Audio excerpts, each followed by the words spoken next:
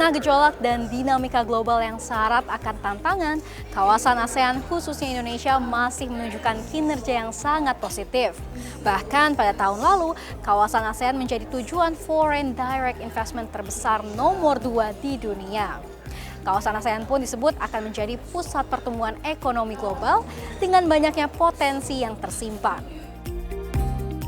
Lantas, bagaimana prospek Indonesia untuk menjadi pusat pertumbuhan ekonomi di ASEAN dan menarik aliran dana investor asing?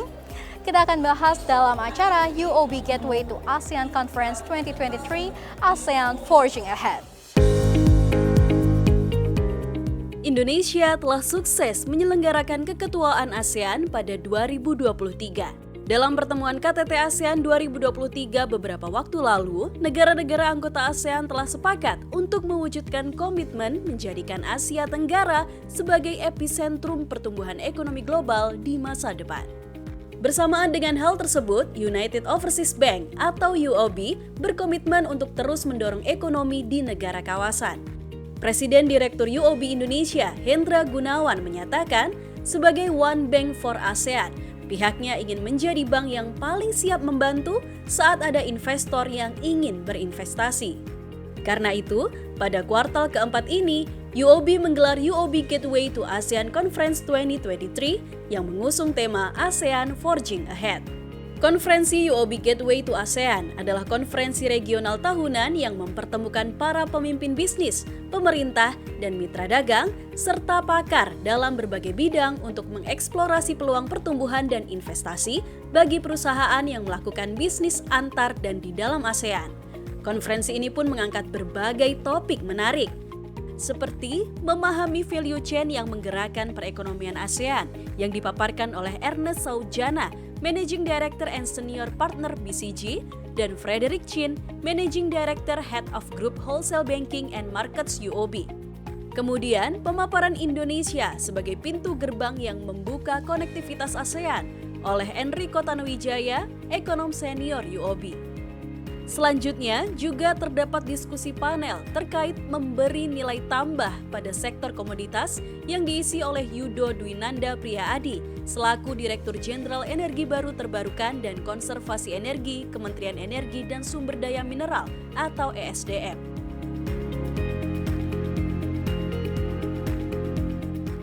Serta turut menjadi pembicara Michael Chong, General Manager Great Wall Motor Thailand, Bonar Silalahi, Managing Director and Head of Sector Solutions Group, Group Wholesale Banking UOB. Kemudian pada sesi panel terakhir, yakni diskusi yang bertajuk Mewujudkan Ekonomi Digital oleh Diki Kartikoyono, Asisten Governor of Payment System Policy Bank Indonesia, Hans Patuwo, President of Financial Technology GoTo, Megawati Kie, Director Channels and Strategic Partnership Southeast Asia Google Cloud, dan Terence Koh, Managing Director and Head Telekom Media and Technology, Sector Solutions Group UOB. Adapun acara ditutup dengan closing remarks dari Harap Mankasan, selaku Wholesale Banking Director UOB Indonesia. Di sela acara, Presiden Direktur UOB Indonesia, Hendra Gunawan, mengungkapkan, kepemimpinan Indonesia di ASEAN tahun ini dapat memperkuat pergerakan ekonomi ASEAN yang lebih baik lagi di masa depan. Selain itu, UOB pun memiliki tujuan untuk dapat menciptakan 1 juta lapangan kerja di seluruh ASEAN. Di Indonesia, UOB sudah berhasil menciptakan lebih dari 86.000 lapangan pekerjaan untuk lebih dari 300 perusahaan sejak 2014. Selain itu, keberadaan UOB di Indonesia juga telah menghasilkan total nilai investasi sebesar 19 miliar dolar Singapura. As a one bank for ASEAN, UOB continuously plays its role as a catalyst and an enabler with a strong support toward the government, regulators, investors, and the wider community to create growth for Indonesia and ASEAN. In particular, one of our key strengths is establishing a foreign direct investment (FDI) advisory desk and encourage trade flows.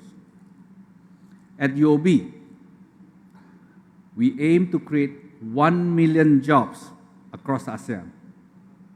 In Indonesia in particular, we have helped to create more than 86,000 jobs since 2014 from more than 300 companies, bringing a total investment value of 19 billion Singapore dollars. At UOB Indonesia, together with the UOB Group's long-term commitment in the region, we are eager to help businesses to reach their full potential and navigate through challenges with better solutions. Kawasan ASEAN disebut akan menjadi salah satu kekuatan ekonomi dunia seiring dengan besarnya potensi yang tersimpan. Tahun lalu, alur perdagangan di ASEAN tercatat mencapai 2,1 triliun dolar Amerika Serikat dan diperkirakan akan terus tumbuh seiring berkembangnya industri dan konsumsi. Deputi Chairman dan CEO UOB, Wee Ee Chong, mengatakan, meski memiliki potensi besar, namun ada 3 syarat utama untuk menggali peran besar ASEAN. Ketiga syarat itu meliputi adanya kebijakan pemerintah untuk memfasilitasi perdagangan lintas batas, serta ketersediaan jaringan digital untuk mendukung pertumbuhan perdagangan, dan adanya industri yang menjadi motor pertumbuhan ekonomi yang berkelanjutan.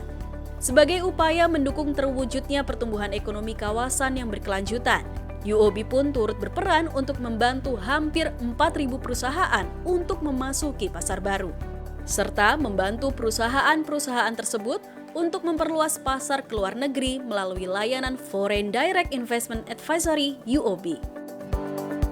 For UOB, our purpose is to contribute to ASEAN's economic development and sustainable growth. We have an extensive footprint across the major ASEAN nations: Singapore, Indonesia, Thailand, Malaysia, Vietnam, and a strong representation in Greater China. In a region as diverse as ASEAN, there is a need for local adaptations due to cultural nuances. This can be complex for businesses. This is where UOB makes a difference. We have been in this market for many decades. We have established local networks to help these businesses. In 2011, we set up a dedicated one-stop foreign direct investment advisory to support businesses navigating the diverse ASEAN landscape. Over the past 10 years, close to 4,000 companies have tapped our FDI advisory services to expand overseas. Menteri Koordinator Bidang Perekonomian Erlangga Hartarto mengungkapkan, wilayah ASEAN telah terbukti sanggup mencapai sejumlah pencapaian yang positif. Negara-negara anggota ASEAN pun berhasil memperlihatkan ketahanan yang relatif tangguh meskipun masih menghadapi kondisi eksternal yang tidak mudah. Bahkan menurut Erlangga, apabila digabungkan nilai ekonomi semua negara ASEAN, diprediksi bisa bernilai 20 triliun dolar Amerika Serikat. Lantas, di tengah gejolak dan dinamika global belakangan ini, bagaimana Kementerian Koordinator Bidang Perekonomian ini memandang peluang Indonesia untuk menarik investor-investor asing, utamanya di ASEAN, untuk tetap berinvestasi di Indonesia? Stabilitas, political stabilitas, kemudian economic growth yang maintain 5% 7 kuartal, kemudian inflasi kemarin sudah kita bisa tekan di bawah 2,2, targetnya di sekitar 3% sampai akhir tahun kelihatannya kecapai, dan dengan strong economic fundamental plus Indonesia menerapkan devisa hasil ekspor yang diharapkan 3 bulan lagi kita mulai akan mengevaluasi. Di tengah ketidakpastian US dollar ini, devisa ini menjadi penting dan kita sudah menyiapkan obat sebelum hujannya turun. Deputy Secretary General of ASEAN for ASEAN Economic Community, Satvinder Singh juga menyatakan Indonesia merupakan salah satu negara dengan perekonomian terbesar di ASEAN serta memiliki landasan untuk menjadi negara adidaya di regional. Oleh sebab itu, Satvinder menilai Indonesia memerlukan sejumlah hal untuk bisa menarik lebih banyak investor. Untuk rinciannya, Satvinder menegaskan Indonesia membutuhkan iklim politik yang damai, pemimpin-pemimpin hebat yang akan membawa Indonesia ke tingkat yang lebih tinggi, transparansi peraturan dan perundang-undangan, serta keterbukaan dan konsistensi yang lebih besar agar investor akan merasa nyaman untuk menanamkan modal dan menciptakan lapangan pekerjaan di tanah air. Indonesia is the largest economy in ASEAN, right? ASEAN has a GDP of today close to about 3.8 trillion, and a big component of that, of course, resides in Indonesia. Indonesia also has a fantastic demographic of young people, right? On the digital economic side, you are one of the fastest growing economies, not only in the region, but the world. So to me, what Indonesians have is essentially the foundation to become almost like a regional superpower. And I think today you have the potential to do that. I think what's needed at this stage to further enhance it, I would say, will be peaceful politics. Great leaders that will bring Indonesia to greater heights. And I always will say that in terms of rules and regulation, greater amount of transparency, greater amount of openness and consistency so that people from all over the world will be embraced and be comfortable to put their capital, to bring their ideas, to bring their technologies, and also to generate jobs and quality of life for the people of Indonesia. Seiring dengan fundamental ekonomi Indonesia yang cukup kuat, ekonom senior UOB Enrico Tanuwijaya pun memproyeksi posisi mata uang rupiah bisa kembali menguat di akhir tahun ini. Mata uang Indonesia digadang-gadang berpotensi rebound ke level di bawah Rp15.000 per dolar Amerika Serikat pada 2024 mendatang. Dengan indikasi pasar keuangan RI masih cukup stabil ke depan, tentunya hal tersebut diharapkan mendorong kepercayaan investor asing untuk menempatkan dana di Indonesia. Whatever weakness that we see in the rupiah is a reflection of a dollar move because Indonesia's external balance and position remains strong. Net FDI and current account surplus create an environment for the rupiah to remain quite stable, and in fact for next year, we expect the rupiah to come back down to below 15,000. Tidak hanya terkait dengan kondisi ekonomi, Indonesia juga memiliki potensi besar untuk berkolaborasi dengan negara-negara di ASEAN. Misalnya terkait komitmen bersama untuk mempercepat transisi energi.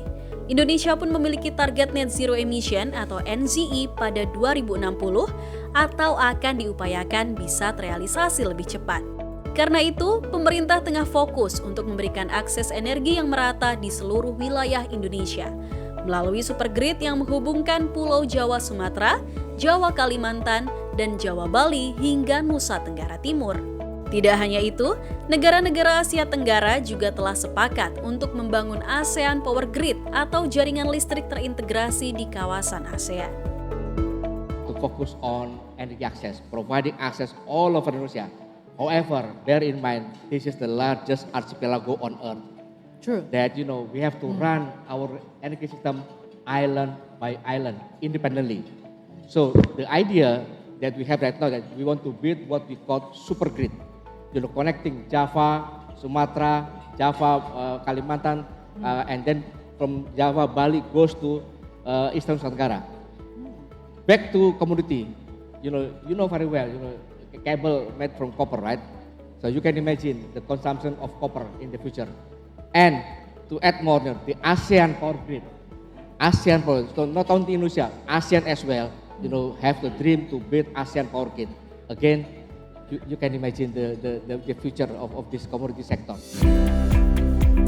Selain itu, pemerintah Indonesia juga optimistis dengan potensi besar di sektor energi baru dan terbarukan di Indonesia, serta terkait aliran investasi asing pada ekonomi hijau RI, utamanya pada ekosistem kendaraan bermotor listrik berbasis baterai di Indonesia. Jadi kita di pemerintah Republik Indonesia tentunya melihat potensi Indonesia untuk melakukan elektrifikasi dekarbonisasi sangat besar ya, dengan kekayaan mineral kita dan sebagainya, dan itu bisa dilakukan hilirisasi. Kemudian dari sisi investasi electric vehicle sendiri, kita melihat bahwa industri otomotif ini kan sangat strategis. Pasar Indonesia sangat besar dan kita juga punya climate commitment. Untuk itu kita telah tunjukkan juga bahwa pemerintah telah memberikan insentif fiskal untuk pabrikan-pabrikan atau merek-merek yang melaksanakan produksi electric vehicle. Dan ini akan kita lanjutkan terus karena tadi ini bisa melakukan transformasi industri tapi juga sejalan dengan komitmen climate kita. Tak hanya sektor energi hijau atau green energy, ekonomi digital di Indonesia juga memiliki peluang untuk tumbuh sekitar 150 miliar dolar Amerika Serikat atau setara 10% dari produk domestik bruto pada 2025 mendatang. Didukung dengan perkembangan teknologi digital, tentunya produktivitas lintas sektor dan dukungan lapisan masyarakat terhadap perekonomian akan meningkat. Duta Besar Republik Indonesia untuk Singapura, Suryo Pratomo menyatakan, kolaborasi bisnis antar negara-negara ASEAN untuk perkembangan bisnis digital ekonomi akan cukup besar dan hal ini dapat mendorong peningkatan kesejahteraan masyarakat. Karena itu, ia berharap Singapura dapat terus menjadi salah satu investor terbesar bagi Indonesia dan kolaborasi bisnis bilateral antar kedua negara bisa terus berjalan. Sekarang di tengah ketidakpastian global, semua negara ASEAN bersepakat untuk semakin meningkatkan kolaborasi dan bahkan kemudian di antara para menteri sekarang sudah dipikirkan untuk bagaimana memperkuat. Salah satunya misalnya untuk digital ekonomi, bagaimana kemudian membuat unlock semua kegiatan digital ekonomi yang potensi bisnisnya bisa mencapai 3 triliun dolar. Ini sesuatu yang saya kira sangat baik dan kolaborasi di antar negara ASEAN ini akan sangat baik untuk mempromosikan ASEAN kepada dunia, walaupun kemudian setiap negara tentunya mempunyai keunggulan sendiri-sendiri. Nah, keunggulan-keunggulan itu yang kemudian kita upayakan untuk bisa dieksplor dan akhirnya bisa memberikan manfaat untuk pertumbuhan dan untuk kesejahteraan masyarakat.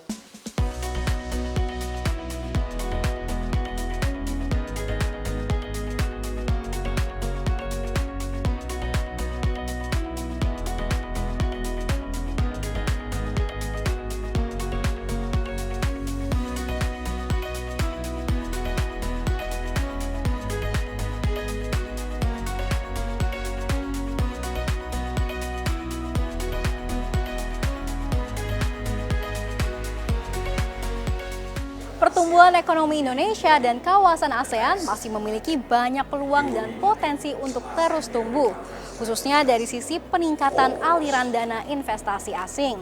Tentu untuk mempertahankan pertumbuhan diperlukan stabilitas makroekonomi dan keuangan sehingga mendapatkan kepercayaan konsumen dan investor. Demikian dari Jakarta, Shania Latas dan juru kamera Ari Budi, tim liputan CNBC Indonesia.